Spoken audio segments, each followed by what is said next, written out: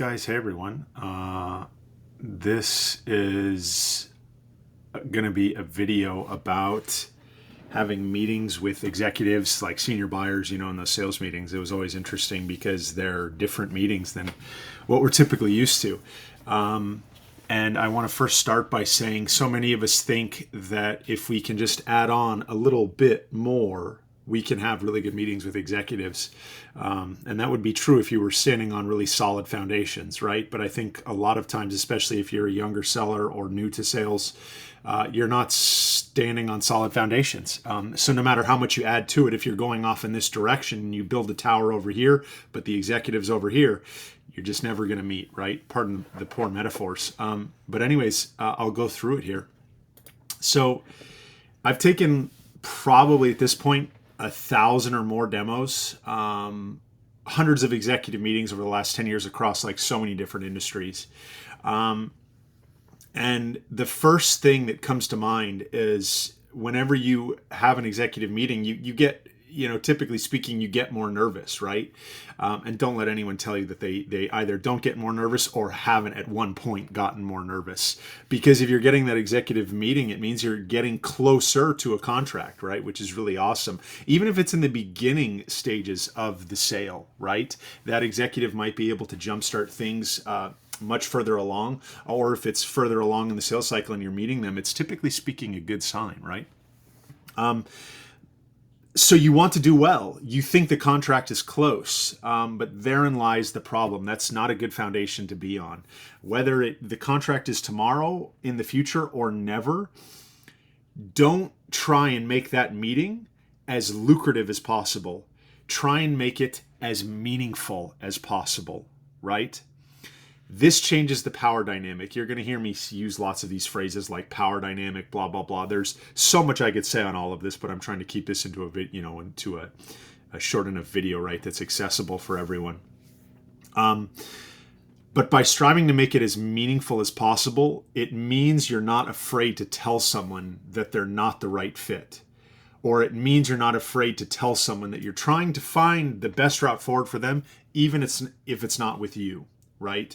And that's counterintuitive because sometimes we feel like we're not allowed to say that. Like, what if our boss were on the line? Would he want us telling the prospect that? Pardon my language, but like, tell your boss to F right off about that, right? Because ultimately you're getting your prospect to let their guard down, right?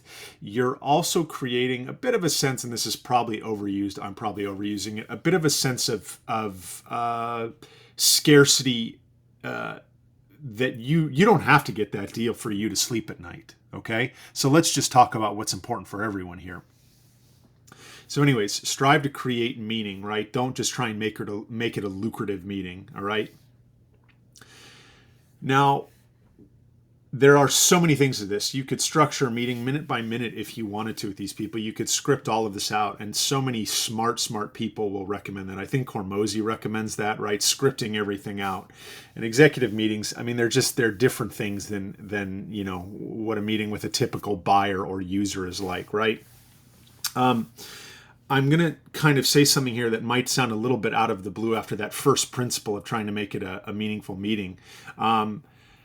But ultimately, depending on what kind of person you are, you need to impart some form of order or personality on the call, right? So if you're like me, I'm going to use like a lot of humor and a lot of candor on the call, right? Some might even say a bit of charisma. But maybe you're not like me. I'm an extrovert. Maybe you're a total introvert. And it's okay to impart calculated silence on your prospect. It's okay to let him know, I don't have to say something right now. I'm completely comfortable with the silence and completely comfortable letting you think out loud, right? The power dynamic and imparting your will can come in many different forms here. I wish I could tell you more, but you'll have to make up your own mind how you do that with a prospect. I would say that's kind of, when someone says there's an art and a science, this is the artistic part of selling, right? I'm sure someone somewhere has codified, what all of this means, right? Do you use a joke here? Do you use a joke there? Do you not use any jokes at all? What if they don't land? Blah, blah, blah. But anyway, you can still, especially as an introvert, you can still be an alpha with your prospects by letting them know via your own decided inaction that you're not scared of the silence. That's its own form of agency, if you will. But anyways, right? So for me, it's humor and candor. I'm trying to have them see that I'm as real as it gets, right? I want them to think of me like a neighbor, a friend, or even more, right? A partner in all of this, but I'm trying to disarm them. I'm trying to have them just be at their ease, right? And, however you want to do that, that's, kind of what has to happen, because ultimately these people, they don't want to feel like they're getting worked. They don't want to feel like they can't think out loud with you, right? I know these seem sort of specific, but give that a thought.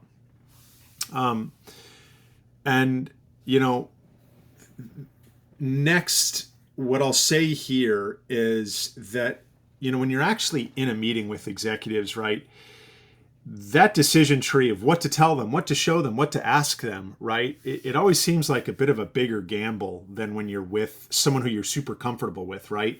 Maybe that mid-level manager that you're always working with as a persona, right, you're always calling into. Because those mid-level people, those regular rank and file people, they operate in kind of a much smaller purview. So you as a seller have probably figured out how to game them a little bit. And the reality is that once you've met with enough executives, you'll see that they also operate under their own form of patterns. And just a few questions to ask yourself here. Like, what if you were that executive's boss? How would you treat them, right? We always get so worked up about meeting with these people. But if you were their boss, how would you treat them? If you were their friend, how would you treat them?